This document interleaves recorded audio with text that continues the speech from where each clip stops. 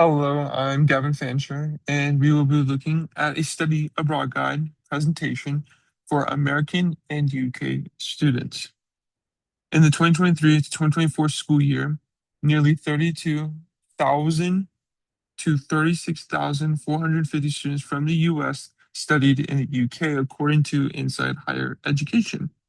And also according to the IIE Open Doors and Prospects AC.UK data from 2022 to 2025, the number of the British students in the US has steadily increased in recent years, with data for 2024 to 2025 showing over 10,500 UK students in American higher education. There's a great need for students to learn the intercultural differences in each different country as they study abroad.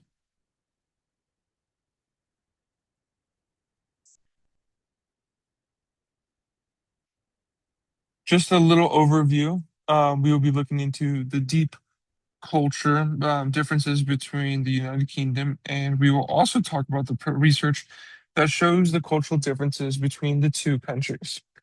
Then we can discuss what the student may experience while traveling, either the UK or the USA. We will then talk about specific cultural terms that can help more explain why a student would need to understand the cultural aspect of both countries. And lastly, we'll talk about what may help you while during your adventure, especially if a student is traveling in another country and they may need some help on, how to engage with their country's population.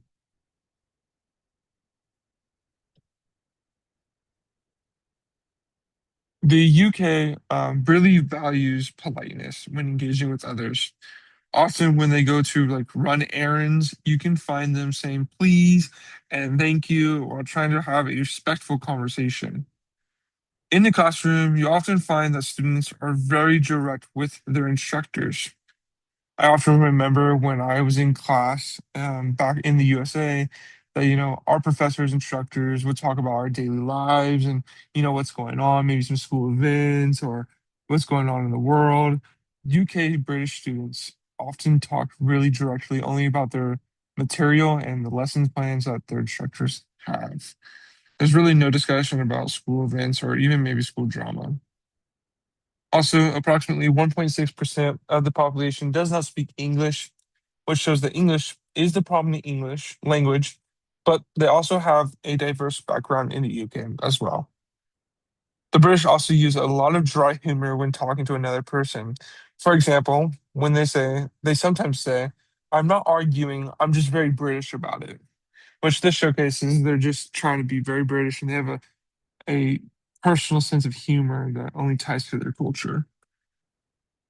They also value personal space when dealing with other people. When you're in the USA, dealing with people at, maybe Starbucks or Dutch Bros or different places like restaurants, people often to like, oh, how's your day going? How's this? How's that? UK people often just like very their personal space and don't want to be bothered. It's also very considered impolite to ask about salary and age initially when you're first talking to someone. But often UK people, but the British, once you start engaging with them, you can maybe ask those type of questions. In the USA, many cultures are blended in this society. The USA has so many cultures from different backgrounds. There is a big Hispanic population. There is a big Black American population. There is a big, Venezuelan population. There's just a lot of different cultures that are blended into our society. Eye contact is also considered a sign of sincerity and engagement. Often, when we have conversations with people in the United States, we someone expects you to look them in the eye and know that you're serious about the topic you're having a conversation about. They also want you to engage with them. Often, when we don't engage with people in the USA, it often is seen as like you're not you're not wanting to have a conversation with them and you're lost. Americans also generally value independence. In the USA, we love our cars. When we're in the United States, we like to take cars wherever we want to go. Usually in the UK, They take buses, they take other means of transportation. Here, we really value that independence. We like to go where we want to go. We also exchange a lot of traditions here.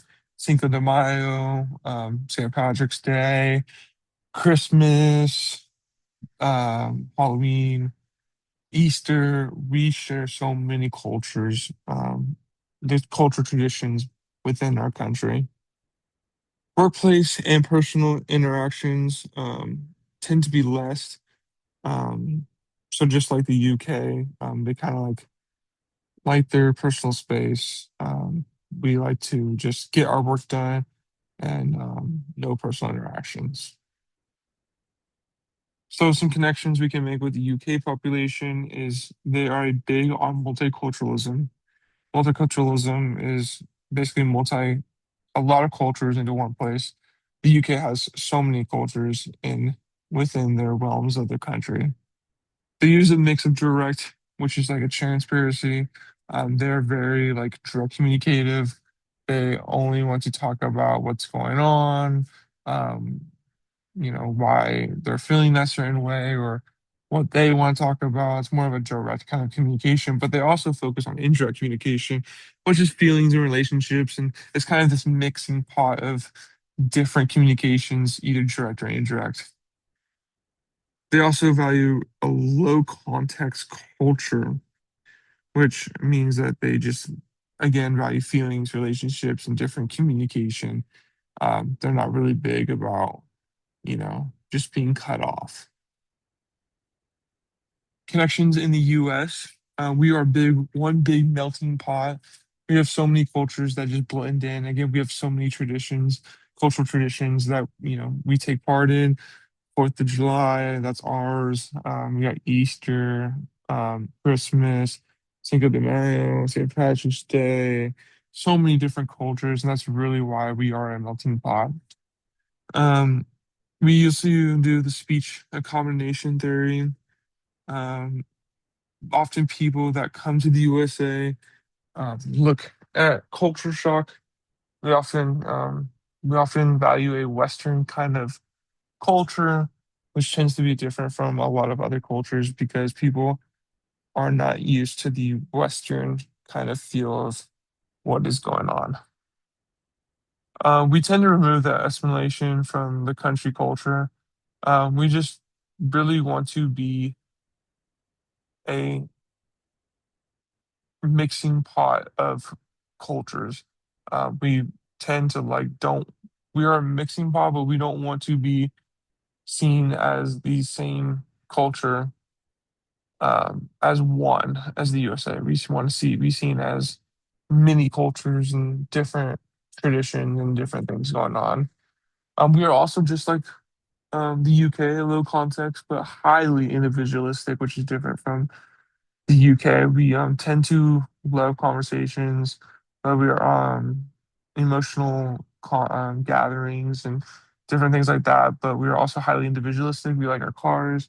We like our transportation. We like doing things on our own. We like going on vacations or holidays if you're in the UK. We're also very person centered. We tend to be wanting to do something around the person. And what I mean by that is we want to do what we want to do. Again, going back to the individualistic character, we are very person centered. We care about ourselves.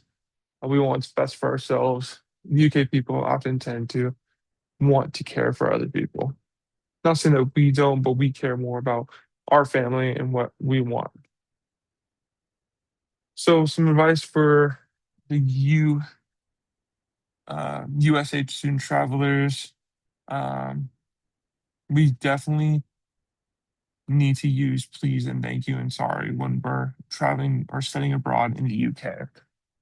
The reason for that is because UK people or British people often use these phrases as they value politeness.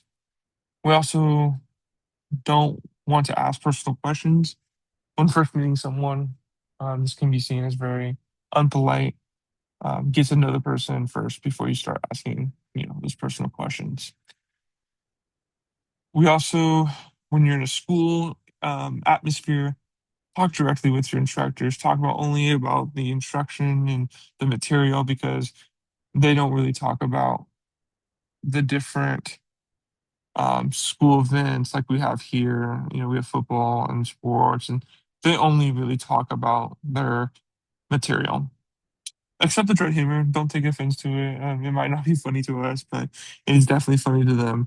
So just accept the dry humor and be willing to learn about their humor and learn the phrases and learn what's going on, and maybe take a laugh.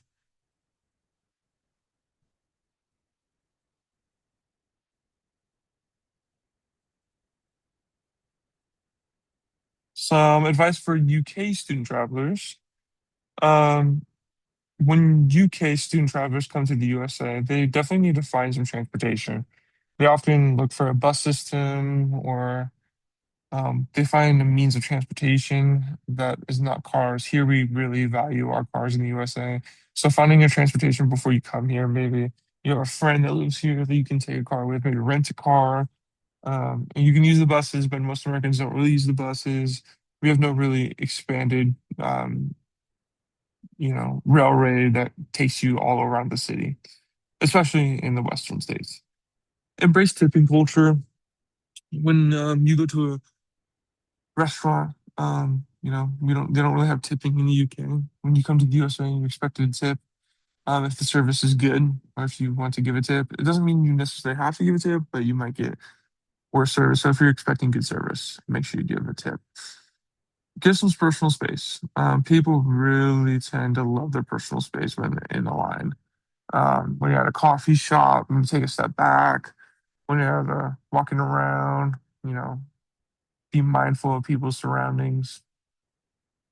Those professors and professionals often prefer to be addressed by first names. This is kind of interesting to me because when I grew up, I usually used Mrs. and Mr. forever last name for a teacher. But even that, we still tend to use first names a lot of the time, even compared to the UK. So don't be scared to use those first names. Definitely avoid politics and contentious social issues initially. Again, when dealing with people at first sight. It's not seen as like a friendly conversation if you talk about politics and contentious social issues initially. Just really get to know that person and, be friendly and ask them what they do and start to get to know them before you start talking about serious stuff. And these are my references, and that's it.